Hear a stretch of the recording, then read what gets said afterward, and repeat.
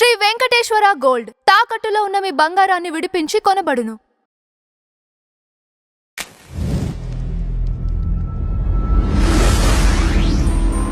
నమస్కారం మధుసూదన్ రెడ్డి గారు. నమస్తే అంజబాబు. మీ వాట్సాప్ లో జై హింద్ అని పెట్టుకో. జేఎస్ఎస్ అని ఉంటది, జై హింద్ సేవక్ ఆర్గనైజేషన్. జై హింద్ సేవక్ ఆర్గనైజేషన్. మరి ప్రవీణ్ పగడాల సంబంధించి ఓ రచ్చరచ్చ జరిగింది. ఇప్పటికీ వాళ్ళు హత్య అంటున్నారు. ఒక మాట నేను చెప్తా అంటావా, ఏ మనిషి కూడా ఏ శక్తులు ఉండవు. నువ్వు మనిషి, నేను మనిషిని. ఎవడన్నా మూర్ఖుడు అనుకోవటమే. వీళ్ళు ఏంటంటే ఒక మత గ్రంథాలని చేతిలో పట్టుకొని సమాజానికి భ్రష్టత్వానికి పాల్పడుతున్నారు. మత విద్వేషాలు రెచ్చగొడుతున్నారు. తర్వాత రాజకీయ నాయకుడికి కావాల్సింది కూడా ఇదే. మత విద్వేషాలు రెచ్చగొట్టాలా, సమాజాన్ని ఒట్టికలుగా చీల్చాలా, రెండు కుల విద్వేషాలు రెచ్చగొట్టాలా, రెండు భాగాలుగా విభజించాలా. హ్యుమానిటీ గ్రౌండ్ మీద మీరు చూడండి. ఇప్పుడు ఒకటండి, హ్యుమానిటీ గ్రౌండ్ మీద వాళ్ళు ఏంటంటే వీళ్ళకి డబ్బులు ఆడించి వస్తుంది. మమ్మల్ని ఎందుకు టార్గెట్ చేస్తారు? అదంతా వీళ్ళకి డబ్బులు ఆడించి వస్తున్నాయి. నేను చెప్పను, ఫస్ట్ పాయింట్ అది. మీకు డబ్బులు ఎక్కడి నుంచి వస్తున్నాయి, ఎవరిస్తున్నారు, అవి చెప్పమానండి. మీకు ఫండ్ అనేది ఎక్కడి నుంచి వస్తుంది, అకౌంటబిలిటీ చూపించాలి కదా. ఇప్పుడు కల్వరి సతీష్ 60 చర్చిలు కట్టాడు, నీకు డబ్బు ఆడి నుంచి వచ్చింది, ఎవరిచ్చారు డబ్బు? అంటే ఇంకొకటి, మీ దేవుణ్ణి నమ్ముకున్న ఇప్పుడు తిరుమల ఉందండి, అందరు ఎత్తుకుపోయి ఉండులు వేస్తారు, సాయంత్రానికి అకౌంటబిలిటీ భక్తులు ఇచ్చారు అని అంటారు. మీరు ఎందుకు చూపిరు అకౌంట్? ఎక్కడి నుంచి వస్తుంది డబ్బు నీకు? ఇది అడగడు ప్రభుత్వం. ఎందుకు అడగవు? మీకు డబ్బులు ఎవరిస్తున్నారు? ఇంత విశాలమైన చర్చిలు కట్టడానికి 60 స్కూళ్ళు కట్టొచ్చుగా. చర్చి పక్కన స్కూల్ ఎందుకు కట్టలేదా? చర్చి కట్టిన సరే, చర్చి పక్కన ఒక స్కూల్ కట్టు. ఉన్నాయి కదా, సెయింట్ మేరీస్ అని ఇట్లా అవి ఒక ట్రస్ట్లు అండి. సెయింట్ థామస్, సెయింట్ మేరీస్ అనే వాళ్ళు కొన్ని ట్రస్ట్లు. ఇప్పుడు కల్వరి సతీష్ స్కూల్ ఒకటి చెప్పు. 60 చర్చిలు కట్టడానికి నీకు డబ్బు నుంచి వచ్చింది. అంటే ముఖ్యమంత్రులు కూడా వాళ్ళని పక్కన పెట్టుకొని వాళ్ళు ఏదో దైవాంత సంభూతులైనట్టు ప్రజల నుంచి దోపిడీ చేసుకొని బతుకుతా, ప్రజల సొమ్ము దోపిడీ చేసుకొని బతుకుతా, ప్రజలు ఇచ్చిన డబ్బులతోనే విలాసవంతమైన జీవితాలు బతుకుతా ఉంటారు అన్నమాట. దీన్ని భక్తిని వ్యాపారాత్మకం చేసేసారు. ఇప్పుడు హిందువులు టార్గెట్ చేస్తున్నారనే కదా వాళ్ళు అనేది. ఇప్పుడు చంపారనేది కదా. ఇవన్నీ అబద్ధాల పునాదుల మీద ఒకడినొకడు ఎవడు చంపుకోడు. కానీ వీళ్ళు ఇచ్చేటటువంటి మీటింగుల్ని రికార్డు చేయండి. జర్నలిస్టులు ఎవరన్నా వాళ్ళు మాట్లాడే మాటలు, నీ ఏడుపేదు నువ్వు ఏడువు, పక్కనోడి మీద పోయి ఆడటం తప్పుగా. ఆ గ్రంథంలో ఉండేది అంత ఉంటుంది, వీళ్ళు ఇంత చెప్తారు. ఒక లైన్ ఆడేది ఉంటుంది అది చెప్పరు, గ్రంథంలో ఉండేది చెప్పరు. వీళ్ళు జోడిస్తారు, వీళ్ళ కల్పనలు జోడిస్తారన్నమాట. ఏదైతే గ్రంథంలో బైబిల్ కానీ, ఖురాన్ కానీ, భగవద్గీత కానీ, మీకు చతుర్వేదములు కానీ దాంట్లో ఏది ఉందో అది చెప్పరు. సమస్యే లేదు. యాజ్ పర్ ఏదైతే ఉందో అదే చెప్పమని అంటున్నా. నేను ఒక మాట చెప్తాను. ఒక హిందువుగా, ఒక హైందవుడిగా ఒక శ్లోకం మా పంతులు గారికి మా గ్రామంలో నాకు ఎప్పుడు పడతానే ఉంటుంది తగాదా. నేనేమంటానంటే, ఇప్పుడు సపోజ్ ఉంది, శుక్లాం భరధరం విష్ణుం శశివర్ణం చతుర్భుజం ప్రసన్నవదనం ధ్యాయే సర్వ విఘ్నోపశాంతయే అగజానన పద్మార్కం గజానన మహర్నిషం అనేకదంతం భక్తానాం ఏకదంతం పాస్మహే అంటాం. ఇది ఏ భాష? దేవనాగరిక భాషలో సాంస్క్రిట్ అంటే సంస్కృతం, మన సంస్కృతం. ఓకే, ఒప్పుకుంటాం. అదే తెలుగులో అనువదించు, చెప్పు. నీకు ఎందుకు చెప్పరు తెలుగులో దాన్ని? ఏంటి మీకు వచ్చిన బాధ ఏంది? ముందుగా టీకా తాత్పర్యం అంటాం. తాత్పర్యమే వేరు, తాత్పర్యం కాదు. సంస్కృతంలో రాసినటువంటి పద్యాన్ని తెలుగులో ఎందుకు? ఇప్పుడు ఏనుగు లక్ష్మణ్ కవి ఉన్నాడు, భక్తారి సుభాషితం ఉంటది మనకి. విద్యా పద్ధతిలో నేను పద్యం చెప్తా. విద్యానామనరస్య రూపమధికం ప్రచ్ఛన్న గుప్తధనం విద్య యశస్సు కరి భోగకరి విద్య గురుణాం గురురహ విద్యా బుద్ధజనో విదేశగమనే పరదేవత రాజ్యసాను పూజ్యతే నహిం ధనం విద్యాహీన పశువహ అన్నారు. ఇదే పద్యాన్ని భక్తి మహర్షి గారు రాసిన పద్యాన్ని మనకి సుమత శతకంలో అవపడుద్ది. ఉమ్, తర్వాత ఏనుగు లక్ష్మణ కవి గారు తెలుగులోకి భక్తహరి సుభాషితాన్ని అనువదించాడు. ఉమ్, తర్వాత తిరుమల తిరుపతి దేవస్థానము ఈ తిరుమల దేవస్థానం కూడా భక్తహరి సుభాషితాన్ని తెలుగులోకి అనువదించింది. ఉమ్, సుభాషిత త్రిశతి ఓకే. అనువదించింది. అంటే ఇక్కడ మీరు సంస్కృత పదాలని మంత్రాలని ఎందుకు అంటున్నారు? ఉమ్, సంస్కృత పదాలని మంత్రాలని ఎందుకు చెప్తున్నారు? నా వ్యాలిడ్ పాయింట్ అది. ఓకే. ధర్మం ఏదైతే చెప్పున్నారో ఋగ్వేదం కానీ యజుర్వేదం కానీ సామవేదం కానీ అధర్వణ వేదంలో కానీ వేదాన్ని వేదంలో ఉన్నది ఉన్నట్టు చెప్పమని అంటున్నాం అలాంటి వాళ్ళం. సార్, మీ ఇక్కడ భగవద్గీత కానీ పాయింట్ ఇక్కడ డైవర్ట్. ఇప్పుడు నేనేమంటున్నా అంటే, ఇప్పుడు ఫర్ ఎగ్జాంపుల్ అతనిది ఈ 2 రోజులు మీరు గమనించినట్టయితే, ఇప్పుడు అక్కడ సీసీ ఫుటేజ్ గమనిస్తున్నా, తర్వాత ఇప్పుడు పేటిఎం అతను ట్రాన్స్ఫర్ చేసిన అమౌంట్ కూడా అవి సర్క్యులేట్ అవుతున్నాయి. ఇప్పుడు ఒక్కటి మత విద్వేషాలు రెచ్చగొట్టాలని ఒక వర్గం చేస్తా ఉంది. సహనశీలరైన హిందువులు చూస్తా ఉన్నారు. వాళ్ళు రెచ్చ కొడితే రాజకీయ నాయకులకు కావాల్సిన డ్రామా వాళ్ళు ఆడిస్తున్నారు. దీని వెనక పక్క రాజకీయ క్రీడ ఉంది. ఇవి సహనంతో చూస్తా ఉన్నారు. ఎగిరే వాళ్ళందరిని ఎగరనిండి నేను అంటున్నాను. ఇప్పుడు ఇప్పుడు ఎవరైతే క్రిస్టియన్లు అని చెప్పి రోడ్డు మీదకి వచ్చారో మీ సర్టిఫికేట్లని చూపించండి. ఇప్పుడు క్రిస్టియన్సే వాళ్ళు సర్టిఫికేట్లు ఇంకోటి ఎందుకు చూపిస్తున్నారా? ఏముంటది? ఇప్పుడు హర్ష కుమార్ గారు ఎస్సీ నియోజకవర్గం మీద మతం మారినప్పుడు భారత రాజ్యాంగం బాబాసాహెబ్ అంబేద్కర్ రాసిన రాజ్యాంగం ప్రకారం నువ్వు ఏమవుతావు? బీసీసీ అవుతారు. ఆడ ఎందుకు వాడుతున్నావు దాన్ని? ఏం వాడారు? నువ్వు క్రిస్టియన్ మతానికి నువ్వు నేను క్రిస్టియన్ అని నువ్వు చెప్పుతున్నావు కదా. అదే సర్టిఫికేట్ తీసుకుంటున్న వాడు ఎస్సీ రిజర్వ్ స్థానంలో నీకు ఎస్సీ అని ఎలా చెప్తావు? డాక్టర్ బాబాసాహెబ్ అంబేద్కర్ గారు ఇప్పుడు మీరు అక్కడ ఉన్న వాళ్ళు అదే అని గ్యారంటీ ఏంది? ఏది? ఇప్పుడు అక్కడ ఉన్న వాళ్ళు మొత్తం వాళ్లే కావచ్చు. దళితులని నేను అంటం లేదండి, ఆ పదాన్ని గురించే నేను మాట్లాడటంలే. మీరు ఇక్కడ ఒకసారి మతం మారిన తర్వాత ఎస్సీ అనేది వెళ్ళిపోద్దిగా. ఇప్పుడు హర్ష కుమార్ గారు ఏమంటున్నారు? నెత్తినేసుకున్నావుగా, ఇప్పుడు ఎస్సీ నియోజకవర్గంలో నువ్వు ఎలా పోటీ చేస్తావు ఎంపీగా? అంటే మోసం చేసినట్టే కదా దేశాన్ని, భారత రాజ్యాంగాన్ని మోసం చేసినట్టే కదా. నువ్వు మతం మారినప్పుడు ఆటోమేటిక్ గా ఏం మారాలా? 2 జరగాల ఈ దేశంలో. ఏదైనా ఒక మతం అనే గ్రంథంలో కొన్ని పేర్లు ఉంటాయి, విష్ణు సహస్రనామాలు ఉంటాయి. ఒక విష్ణుమూర్తికి 1000 పేర్లు ఉంటాయి. నాకు తెలిసి భారతదేశంలో ఈ పాయింట్ వ్యాలిడ్ పాయింట్ అంజి గారు, భారతదేశంలో హిందువులందరూ ఆ 1000 నామాల్లో ఏదో ఒక పేరు పెట్టుకుని ఉంటారు. మీరు అంజి అని పెట్టుకున్నారు, అంజనాద్రి. ఇక్కడ ఒక చిన్నది మధు గారు, ఇప్పుడు మీరన్న అదే పాయింట్ లో మరి మా వర్గానికి సంబంధించింది తీసుకున్నారు జాబు అని చెప్పి వాళ్ళే కాంప్రమైజ్ అవుతున్నారు. ఇంకా ప్రాబ్లం ఉంది. అట్లా కాదు, తప్పు. నేననేది ఏంటంటే, నీకు ఒక మతరహిత రాజ్యాన్ని ప్రపంచవ్యాప్తంగా సృష్టించడం అనేది జరగని పని. ఏదో ఒకటే ఇప్పుడు గాజా పరిస్థితి చూస్తున్నాం. 2 మతాలు దన్నుకుంటే ఏమవుతుందో మనం చూస్తున్నాం. 2 మతాలు దన్నుకుంటుంటే ఏమవుతుందో గాజా రక్తపు ఏర్లు బారిస్తున్నారు.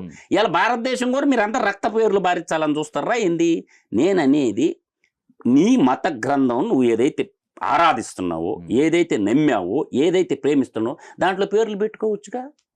ఇప్పుడు ఇది నచ్చలా నీకు, ఈ మతంలో పేరు నచ్చలా, ఈ మతం నచ్చలా, ఈ మతంలో ఉండే విధానం నచ్చలన్నప్పుడు నువ్వు మతం మారినప్పుడు నీ పేరు కూడా మార్చేసుకో. మతంతో పాటు నీ పేరు కూడా ఎందుకు మార్చుకో నువ్వు? ఇది కదా వ్యాలిడ్ పాయింట్. ఇప్పుడు పేరేమో హిందువుది ఉంటుందా, మతమేమో ఏరేది ఉంటుందా? ఇది ఎట్ట కుదరతది? కుదరదు, ఒప్పుకోకూడదు. ఇప్పుడు ఆల్రెడీ జరుగుతుంది కదా, అసలు ఒప్పుకోకూడదు. ఇక్కడ చేసేది ఏముంది? నువ్వు 2 మార్గాలు. నువ్వు మతాన్ని నువ్వు ఏదైతే ఆచరించాలనుకుంటున్నావో ఆ మత గ్రంథంలో పేరు పెట్టుకుంటే ఈ పంచాయితీ ఉండదు కదా. పెట్టుకోలేదండి, పెట్టుకోలేదు, ఏం చేయగలుగుతారు? ఏం చేయగలుగుతారు? ఎవరు ఏం చేస్తారు అనేది మీది RSS ఏదో ఉంది కదా, మ- అసలు మీరేం చేయగలుగుతారు చెప్పండి? పోనీ పెట్టుకోలేదు, ఉద్యోగాలు కూడా కల్పించుకుంటున్నారు, ఉద్యోగాలు కూడా చేస్తున్నారు. అందుకని అంటున్నాం ఏం భారత చేయగలుగుతారు? పార్లమెంట్ అనేది కఠినమైన చట్టాలు చేసుకుంటా వస్తుంది 1 by 1. ఓకే. ఇలా ఒకటొకటి చేసుకుంటా వస్తా ఉన్నారు.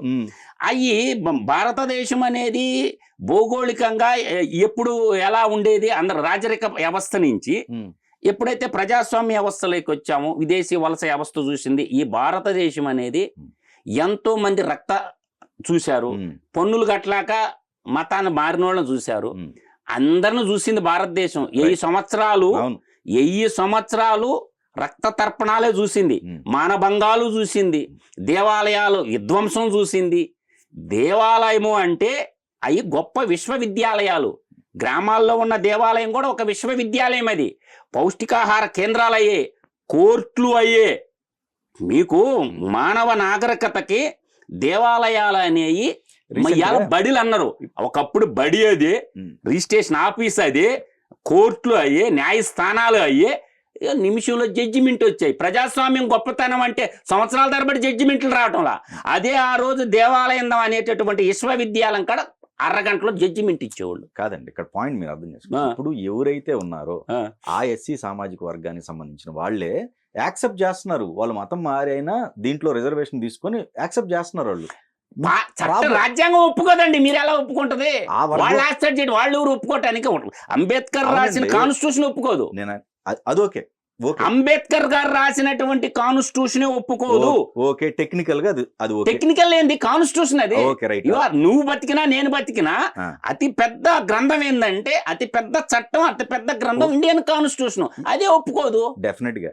కానీ నేనేమంటున్నా అంటే, అసలు వాళ్ళు రిపోర్ట్ ఇవ్వాల్సిన వాళ్ళే సైలెంట్ గా ఉంటున్నారు కదా. ఎవరు?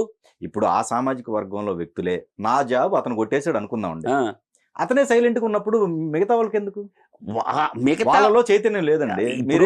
నేను ఒక మాట చెప్తానండి, ఇక్కడ భారతదేశ వ్యాప్తంగా 6000 కులాలు ఉంటాయి. 6000 కులాలు ఉంటాయి భారతదేశ వ్యాప్తంగా నిచ్చిన మెట్ల వ్యవస్థలో. వాటిల్లో అంబేద్కర్ గారుగా ఆ రోజు బాబు రాజేంద్ర ప్రసాద్ రాజ్యాంగ పరిషత్ కమిటీ చైర్మన్ గా ఉన్నప్పటికీ, ఈ రచనా కమిటీ సలహాదారుడుగా బిఎన్ రావు ఉన్నప్పటికీ, వీళ్ళందరూ అనుకున్నది ఏంటంటే, మీరు ఎస్సీలు, బీసీలు, ఓసీలు అంటే ఏదో అనుకుంటారు. ఇక్కడ ఓపెన్ కాస్ట్ అన్నారు, బ్యాక్వర్డ్ కాస్టెస్ అన్నారు, దాని తర్వాత ఎస్సీ అన్నారు, షెడ్యూల్ క్యాస్ట్, షెడ్యూల్ ట్రైబ్స్ అన్నారు. ఎన్ని కులాలు ఉన్నాయండి? 2500 పైగా కులాలు ఉన్నాయి ఎస్సీల్లో. ఎస్టీలు ఎన్ని కులాలు ఉన్నాయి ఊహించుకోండి. ఒక ఆంధ్రప్రదేశ్ ఎస్సీ కులాల సంఖ్య జాబితా తీసుకుంటే 59 ఉన్నాయి. అంటే మీరు అంటే మిగతా వాళ్ళందరూ నష్టపోతారుగా 58 మంది. అదేనండి, అదే చెబుతున్నా. వాళ్ళలో చైతన్యం లేనప్పుడు, వాళ్ళు సైలెంట్ గా ఉన్నప్పుడు. వాళ్ళేం సైలెంట్ గా లేరు. ఇప్పుడు మందకృష్ణ మాదిగ అక్కడ సైలెంట్ గా ఉండిండా? ఇప్పుడు రిజర్వేషన్ కావాలని ఎందుకు కొట్లాడా? ఇంటర్నల్ రిజర్వేషన్ కింద కోసం కొట్లాడా? ఆంధ్రప్రదేశ్ అసెంబ్లీ బిల్ ఎందుకు పాస్ చేసి? అవునండి, అది ఎస్సీ వర్గీకరణ వేరు. వర్గీకరణకి మీరు చెప్పేదానికి అసలు లింక్ లేదు. ఎందుకు లింక్ లేదు? ఇప్పుడు నువ్వు సర్టిఫికేట్ అనేది ఇప్పుడు చిన్నగా ఇప్పుడు సెన్సస్ తీస్తారు 26లో. ఇప్పుడు వాళ్ళు బయటకు చర్చిల్ పాస్టర్ల నుంచి, బాబు చర్చి పాస్టర్కి ఒక పరీక్ష పెట్టాల, బాబు మీ సంఘ కాపర్గా ఉంటాడు కదా, సంఘ కాపర్ అంటే ఒక చర్చికి కాపలాదారుడుగా ఉంటాడు కదా, నీ గుడికి వచ్చేవాళ్ళు లిస్ట్ ఇవ్వమని ప్రభుత్వం ఎందుకు అడగదు? ఎందుకు అడగదు ప్రభుత్వం? ఆయన వేరే పేర్లు ఇస్తాడండి. వేరే పేర్లు ఎందుకు ఇస్తాడు? ఇప్పుడు కాదు మధు గారు, కాకల బుల్లు స్టోరీలు చెప్పొద్దు. రాజకీయ నాయకులు అనేవాళ్ళు ఒక చర్చికి వెళ్తున్నారు. చర్చికి వెళ్తున్నప్పుడు వాళ్ళు అందుకని తెలియగా ఏం చేస్తున్నారు, ఈ మధ్య ధర్నాలు ఉద్యమాలు చేస్తారు, దళిత క్రిస్టియన్లుగా మమ్మల్ని డిక్లేర్ చేయండి అని చెప్తున్నారు. కుదరదు. ఎప్పుడైతే మతాన్ని మారాడో, మతాన్ని మారిన తర్వాత స్థానికంగా ఉన్నటువంటి ఎంఆర్ఓలు, స్థానికంగా ఉన్నటువంటి ఈఆర్ఓలు, స్థానికంగా ఉన్నటువంటి పంచాయతీలన్నిటికీ అందరికీ తెలుసు. కాబట్టి ఇది ఒక ఆరంభించారు, ఇది మహోజ్వలంగా రగులుతుంది. ఆ రగులుతున్న తరంలో కఠినమైన చట్టాలు వచ్చినప్పుడు అన్ని సెటరేట్ అయిపోతాయి. ఓకే, ఇప్పుడు అతను సర్టిఫికెట్లు అది ఉందండి, పోయి చర్చిలో ప్రార్థన చేస్తారు, తప్పేమిటి? నా సర్టిఫికెట్లు అదే ఉంది కదా అంటాడు. అదే దాన్ని అనమాట ద్విజాతి సిద్ధాంతం అంటారు దాన్ని. ఓకే. ద్వంద్వ నీతి వద్దు. ఆ. ఆ ద్వంద్వ నీతికి నేను మతాన్ని మార్చుకుంటా, నా కులాన్ని ఎడబెట్టుకుంటా కాన్స్టిట్యూషన్ ఒప్పుకోదు. మతం మారినప్పుడు ఆటోమేటిక్ గా కులం కూడా మారిపోద్ది. ఓకే. ఖచ్చితంగా మారాల్సిందే. పేరు కూడా మార్చుకోవాలా. ఇప్పుడు నేను సింపుల్ చెప్తాను. ఏఆర్ రెహమాన్ తీసుకోండి. మంచి సంగీత విద్వాంసుడిగా, హిందూగానే ఉన్నాడుగా, ముస్లింగా కన్వర్ట్ అయ్యాడుగా. కన్వర్ట్ అయిన తర్వాత అతని పేరు ఏం మార్చుకున్నాడు? ఏఆర్ రెహమాన్ గా మార్చుకున్నాడుగా, అబ్దుల్ రెహమాన్ గా మారిపోయిందిగా. అది నిజాయితీ అంటే. అది నిజాయితీ అంటే. నేను అంటుండే వ్యాలిడ్ పాయింట్ ఏంటంటే, మీకు జేస్ దాస్ ఉన్నాడు కాదండి, మీరు అది మార్చుకుంటే రావాల్సినవి చాలా ఉన్నాయి, వాల్యూ అవన్నీ రావుగా. ఈ అన్నీ కూడా ఇప్పుడు మహాసేన్ రాజేష్ ఉన్నాడు, గర్వంగా చెప్తున్నాడు నేను క్రిస్టియన్ అని. ఇప్పుడు మహాసేన్ రాజేష్ రోజు మీడియాలో పడతాడుగా, క్రిస్టియన్ కాదని ఊరైనా నేను క్రిస్టియన్ అని చెప్తున్నాడుగా. బాప్టిస్ట్ అను, లేకపోతే వాళ్ళల్లో 14 తెగలు ఉంటాయి. ఏది ప్రొటెస్టెంట్లను, పెంతుకోస్తులను, రకరకాల పేర్లు ఉంటాయి వాళ్ళకు కూడా. సరే, మీరు క్రిస్టియన్ అని ఒప్పుకుంటుండవుగా, ఇంక ఎస్సీ రిజర్వేషన్ ఎలా వస్తుంది? నీకు రాదు, నువ్వు బీసీ కింద పడిపోతావు. కరెక్టేనండి. అట్లా నిజాయితీ పరులైనటువంటి వాళ్ళు ఏం చేశారంటే, అంబేద్కర్ని విశ్వసించే వాళ్ళందరూ కూడా అంబేద్కర్ బుద్ధిజాన్ని తీసుకున్నాడు. ఇప్పుడు సమస్య వచ్చినప్పుడు అంబేద్కర్ని ఎందుకు లాగుతున్నారు మీరు? అంబేద్కర్ దేని తీసుకున్నాడు? ఈ భారతదేశంలో ఉన్నబడినటువంటి బుద్ధిజాన్ని తీసుకున్నాడు. అంబేద్కర్ క్రిస్టియన్ సైడ్ ఎందుకు వెళ్ళలేదు? ఇప్పుడు రాజ్యాంగ విషయం వచ్చినప్పుడేమో అంబేద్కర్ని లాగుతున్నారు. అంబేద్కర్ ఏం బుద్ధిస్టు, మీరు క్రిస్టియన్లుగా మారిపోయారు. పావద్దని ఎవరు అంటాం లేదే. దాంతోపాటు అదే సర్టిఫికేట్ తీసుకోండి, నష్టమేంది? ఇక్కడేమో ఒకటి, అక్కడేమో ఒకటి. ఈ ద్విజాతి సిద్ధాంతం నడవదు. ఉంటే ఆ ఒడ్డు నన్ను ఉండు, ఈ ఒడ్డు నన్ను ఉండు, ఏదో ఒక ఒడ్డు నుండు. నీ మత గ్రంథంలో నువ్వు పేరు పెట్టుకోలేనప్పుడే నువ్వు మారిన మతాన్ని కూడా మోసం చేస్తావు. మధు గారు, ఇప్పుడు నేను అనేది ఒక 4 ఉన్నారు అనుకుందాం. ఈ 4లో 2 మారారు. ఈ 2 సైలెంట్ గా ఉన్నారు కదా. అతను వాళ్ళకు రిజర్వేషన్ ఉద్యోగాలు వచ్చినా వీళ్ళు సైలెంట్ గా ఉన్నారు కదా, హిందువులు అయి కూడా. లేదు, చాలా మంది పిల్లలు మాట్లాడుతున్నారు. వచ్చినప్పుడు ఇది జరుగుద్ది, లేకపోతే మార్పు జరగదు. లేదు, వాళ్ళల్లో కూడా చాలా మంది ఎదురు తిరిగి మాట్లాడుతున్నారు. అదే స్లోగా నడుస్తూ ఉంటది. సమాజం అన్నాక మార్పు సహజం కాబట్టి అది చిన్నగా కాలక్రమేణా చాలా మంది వాళ్ళల్లోనే ఎదురు తిరుక్కుంటున్నారు. ఎందుకంటే మీరు కన్వర్షన్ అయిపోయారు, మీకు మా రిజర్వేషన్ మీకెందుకు అనేది వాళ్ళల్లో పుడుతుంది. అది పుట్టినప్పుడు ఖచ్చితంగా పుడుతుంది. అడుగుతున్నారు, అడగకుండా ఏం లేరు. ఇప్పుడు మీరు మారారు, ఒక హిందూగా ఉండి క్రిస్టియన్గా మారారు. హిందూగా ఉన్న ఎస్సీలు ఎదురు తిరుక్కొని అడుగుతున్నారు. అడుగుతున్నారు. అడిగారంటే అడుగుతున్నారు. ఒక రికార్డు చూపించండి. ఏది? ఒక రికార్డు చూపించండి. మీకు ఒక రికార్డు చూపించేది కదా. వాళ్ళల్లోనే ఈ వర్గీకరణ ఎందుకు వచ్చింది? అది వేరండి. అది వేరు కాదు, అక్కడే వస్తుంది మీకు. దాన్నే ఒప్పుకోవాలా వాళ్ళు. ఏది? సొంత అన్నదమ్ములకి వాటా ఇచ్చేదానికే ఒప్పుకోకుండా ధర్నాలు, సదస్సులు, రాస్తా రోకాలు అన్ని చేస్తా ఉన్నారుగా. నీ అంతు చేలుస్తామని అంటున్నారుగా. యువతలో రారా చూసుకుందాం అంటారుగా. ఆడదాకా వచ్చింది, అవతల రాదా? ఆడదాకా వచ్చింది, ఆడదాకా రాదా అంట. అది కూడా వస్తుంది, తొందరపడాల్సిన అవసరమే లేదు. సహనం అనేది మనిషికి, ఓర్పు సహనం మన నేల మీదనే ఉంది. ఓర్పు సహనంతో ఉంటే అన్నీ సాధించవచ్చు. ఆవేశపడితే ఏమవుద్దంటే అరాచకత్వాన్ని, ఇలా బంగ్లాదేశ్ పరిస్థితి ఆవేశపడి ఏమైందా? కుక్కలు చింపిన ఇస్తరైంది. ఇవాళ పాకిస్తాన్ పరిస్థితి ఏమైందా? తెగల మధ్య బలుచిస్తాను, పాకిస్తాన్ మధ్య ఏమైందా? ఇప్పుడు పాక్ ఆక్రమించ కాశ్మీరు ఎప్పుడు నిరుగప్పి చూస్తానే ఉండ. ఏడదాకా వచ్చిందా? మాకు వద్దురా బాబు మీతో పొత్తు, మేము భారతదేశంలో కలిసిపోతామని అంటుర్రా లేదా? అందుకని ఓర్పు సహనంతో ఉంటే ఏదైనా సాధించవచ్చు. కాబట్టి ఓర్పుతో సహనంతో ఉంటే రక్తం ద్వారా ఏముండదు, వినాశనమే వస్తుంది. వాళ్ళు ఒకటన్నారు, వీళ్ళు ఒకటన్నారు అని చెప్పుకుంటా పోతే వినాశనం అయిపోద్ది. దేశం వినాశనం దారితీస్తుంది. ఎప్పుడు కూడా యుద్ధం మంచిది కాదు. యుద్ధం ఎప్పుడు కూడా అరాచకత్వాన్ని మిగిలిస్తుంది, అశాంతిని రేకెత్తిస్తుంది, వాళ్ళ జీవన విధానాన్ని నాశనం చేస్తుంది. అమెరికా వాడు ప్రధానంగా కోరుకునేది ఏంటంటే ఈ చిన్న చిన్న దేశాల మీద యుద్ధాలు సృష్టించాలి, ఆ దేశాలను నాశనం చేయాలి. వాళ్ళ పేదరికం మీద మనం భవంతులు కట్టుకోవాలి, మనం రాజ్యాన్ని ఏలాలంటే కుదరదు.